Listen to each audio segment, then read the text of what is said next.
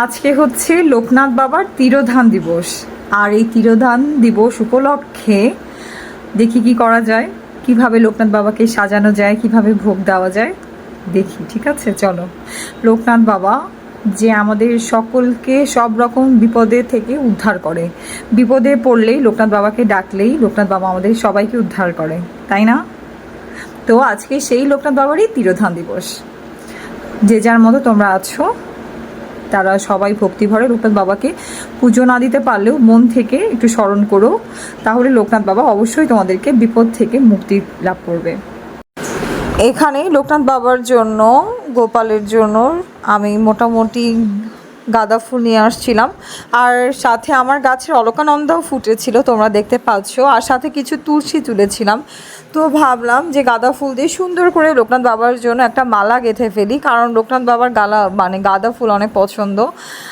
শুধু গাঁদা ফুল না, লোকনাথ বাবাকে ভক্তি ভরে যারা পুজো দিবে, লোকনাথ বাবা সেটাই শুধু গ্রহণ করবে, সেটাই সুন্দর করে গ্রহণ করবে আর কি। তো লোকনাথ বাবা সব কিছুই পছন্দ। তো আমি সুন্দর করে গাঁদা ফুল গাঁথলাম। তো গাঁদা ফুল গাঁথার পরে খুব সুন্দর করে আমি একটু গঙ্গা জল দিয়ে দিলাম, কারণ কি বাইরে থেকে যেহেতু ফুল আনা হয়েছে, যতই ধোয়া হোক একটু গঙ্গা জল দিয়ে দিলে আর কি পবিত্রতা একটা কাজ করে, একটা পবিত্র যে বিষয়টা। তো বন্ধুরা, তোমাদের কেমন প্রস্তুতি বলো? তোমরা অনেকেই আমার পুজোর ভিডিও দেখতে চাচ্ছি না আমার ওই শর্ট রিলসটা দেখার পরে, তো তাই ভাবলাম যে তোমাদের জন্য আমি আমার পুজোর যে ভিডিও সেটা একটু আপলোড করে ফেলি। তো লোকনাথ বাবাকে সুন্দর করে গলায় মালাটা পরিয়ে দিলাম, তোমরা দেখতেই পাচ্ছ। এখন ভাবলাম যে লোকনাথ বাবার যে আসনটা আছে সেই আসনটা সুন্দর করে একটু গাঁদা ফুল দিয়ে ডেকোরেট করি। তো সুন্দর করে আমি একটু ডেকোরেট করে ফেললাম। আর লোকনাথ বাবার খুব পছন্দ হচ্ছে তাল মিছরি। বিকেলে ভেবেছি যে একটু লোকনাথ বাবার মন্দিরে যাব, তো সেখানে গিয়ে তাল মিছরি, তাল শাঁস, তারপর মিষ্টি এসব কিছু কিনে নিয়ে যাব। তো সুন্দর করে লোকনাথ বাবার আসনটা ডেকোরেশন করা হয়ে গেছে, তোমরা দেখতেই পাচ্ছ, খুব সিম্পলের মধ্যে। তারপরে গপুকে সুন্দর করে একটা ড্রেস পরিয়ে দিই, যেহেতু গপুরও আজকে লোকনাথ বাবার বিশেষ দিন, গপুরও একটা বিশেষ দিন, সেহেতু সুন্দর করে গপুকে একটা ইয়েলো কালারের ড্রেস পরিয়ে দিয়েছি। ইয়েলো কালারের ড্রেস পরিয়ে দেওয়ার পরে সুন্দর ওর একটা মালার সেট ছিল, ভাবলাম সেই নতুন মালার সেটটা আজকে ওকে পরিয়ে দিই। তো সুন্দর করে আজকে গপুকে মালার সেটটা পরিয়ে দিলাম। গপু তো খুবই খুশি যে আমি এত সুন্দর ওকে সুন্দর ড্রেস পরিয়ে দিয়েছি, মালার সেট পরিয়ে দিয়েছি। তারপরে আমার যে অলকানন্দাটা ফুটেছিল সেই অলকানন্দাটা ভাবলাম যে ওর মাথার পেছনে দিই, তাহলে দেখতে ভালো লাগবে। তো যেই ভাবা সেই কাজ, সুন্দর করে মাথার পেছনে দিয়ে দিলাম।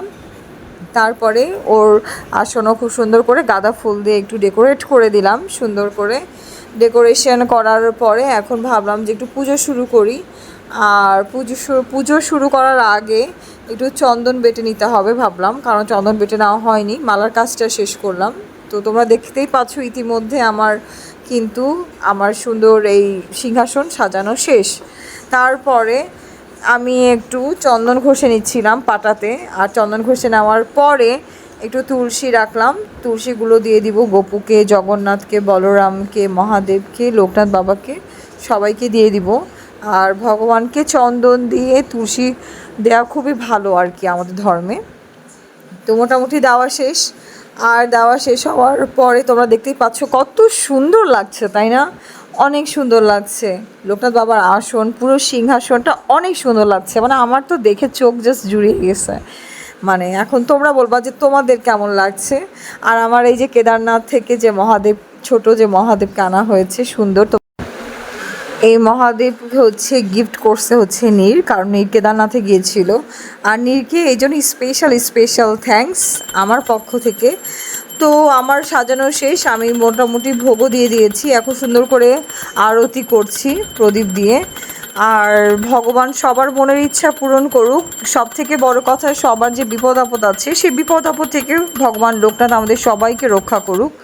রণে বনে জনে জঙ্গলে যখনই লোকনাথ বাবাকে স্মরণ করবে তখনই সে বিপদ থেকে মুক্তি পাবে। আর সুন্দর করে ময়ূরের পাখা দিয়ে সুন্দর করে আমি বাতাস দিচ্ছি। তো আজকের মতো আমার পূজার এই ভিডিওটি এখানেই শেষ করলাম। আসলে যে যার মতো সবারই আসলে আমাদের ধর্মকর্ম করা উচিত, সবারই সবার ধর্মকে শ্রদ্ধা রাখা উচিত, শ্রদ্ধা রেখে ধর্মের কাজগুলো করে যাওয়া উচিত। হ্যাঁ, তো আজকের মতো আমি আমার এই পূজার ভিডিওটি এখানেই শেষ করলাম। তোমরা অনেকেই বলো এখন আর কেন ব্লগ দিচ্ছ না, এখন আগের মতো দেখি না কেন। আসলে আমার সময় কাজের ব্যস্ততার জন্য করা হয়ে ওঠে না। তো ভেবেছি এখন থেকে কন্টিনিউ থাকবো। তোমরা সবাই ভালো থেকো, টাটা, বাই বাই।